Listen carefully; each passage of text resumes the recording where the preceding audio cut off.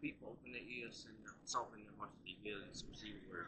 In the name of Yahuwah, Yahweh, Yahushua, Yahushua, we pray. Amen. Amen. We are the sons of Yah, headquartered out of Gaston, Alabama. And we come out to teach our people that we are the Jews that the Bible speaks of. The so-called black man, Hispanic, and Native American, that we are the Jews. And so I know many people are either Christian affiliated, you are Muslim, you are some type of religious belief that's not in alignment with the Bible. And so that's what we come out here for today, to read the scriptures. Somebody get a proverb, give me 1 Thessalonians chapter, okay, watch this. We're going to read the Bible. 1 Thessalonians chapter 5 verse 21. Prove all things. Hold fast that which is good. Abstain from all appearance of evil. So the Bible says, prove all things, and that's what most of the pastors can't do. That's what most of the leaders who are trying to coach you into living a better life and trying to figure out how to change your life, how to work it out. Guess what? They cannot prove all things, but that's what we out here for, to prove all things with the Bible. And in order to do that, this is the first step. Job chapter 8, verse 8. Be in the search of your fathers. This is the first thing you got to do. You have to be on the search for your fathers. Job chapter 8. Somebody get that for me. Job chapter 8, verse 8. Because we want to be on the search for our fathers and find them out. Find out what is the truth. What is the truth of that? Watch this. Job chapter 8, verse 8.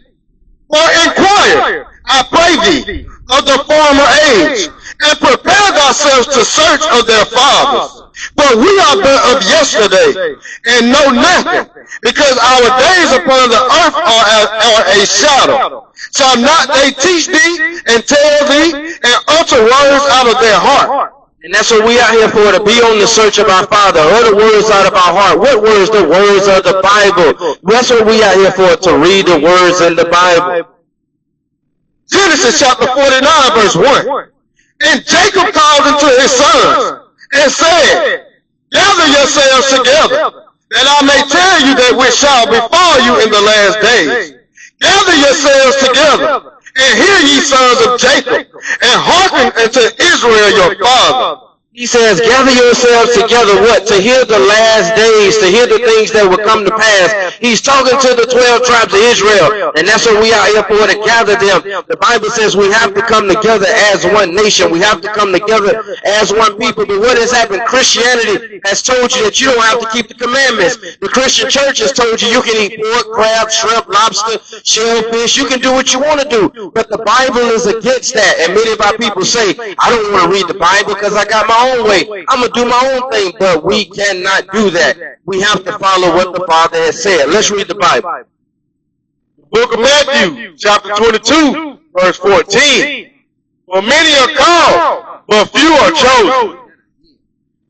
For many are called, but few are chosen. Many are called. He's called many of us, which are the 12 tribes of Israel. He's called all of us, but few will be chosen. What that mean? It's only a select few that's going to make it in the kingdom. But everybody walking around, the pastor done lied and told you that you saved already. The pastor told you that you already saved in Jesus.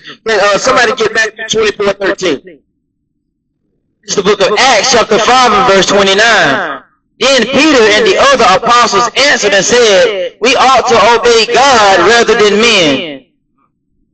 So we ought to obey the Most High rather than men. What does that mean? If mama say it's okay to break the commandments, guess what? She's a liar. If she tell you that it's okay to do what you want to do, then she lied to you. So who would you rather obey, God, the Most High, or would you rather obey man, which is mama, granddaddy, auntie, and uncle them? They done lied to us, but let's read the Bible.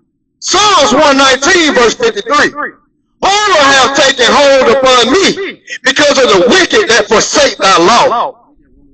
Horror have taken hold upon me because of the wicked that forsake thy law. People wonder, why is it that the black man shot down by the police? Why is it that we got to ride and look over our shoulder? We scared. See, we act tough in the street, but you know good doggone well when you get home by yourself, you sitting there thinking, why the police behind me? Or you riding by yourself in the car, nervous, you scared they going to pull you over or kill you. Why? Because these are things that have come over us for being disobedient. But guess what? Just like it said for breaking the commandments. Read that again.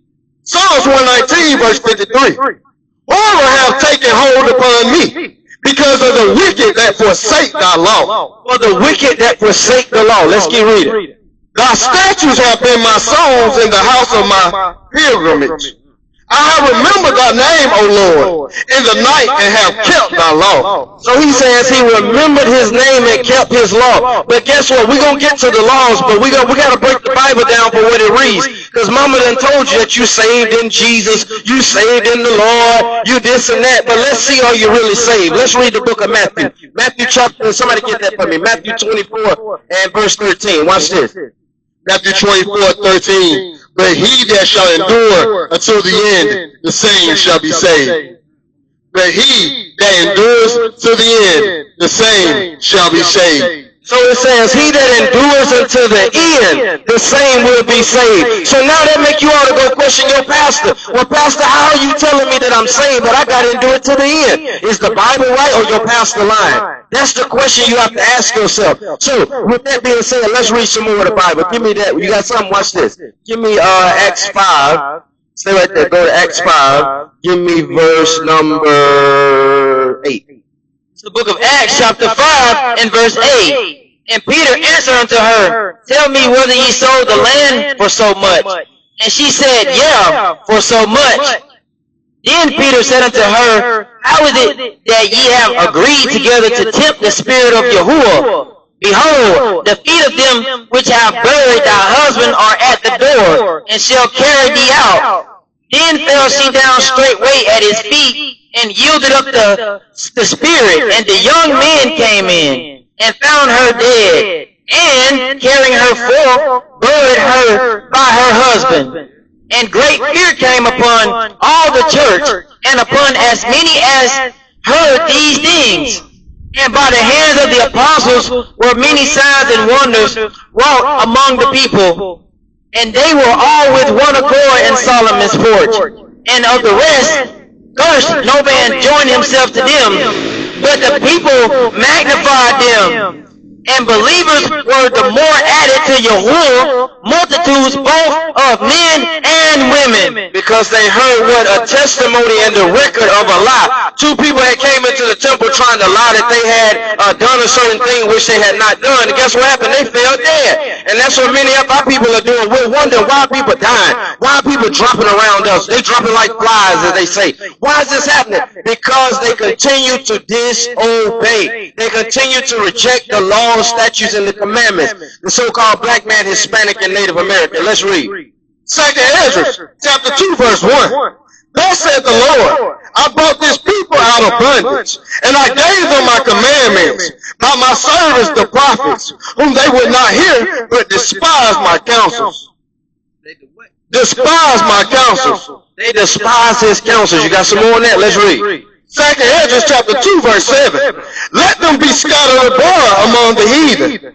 Let their names be put out of the earth, for they have despised my covenant. Despised my covenant. The so-called black man, Hispanic, and Native American, what have we done? We've despised the covenant.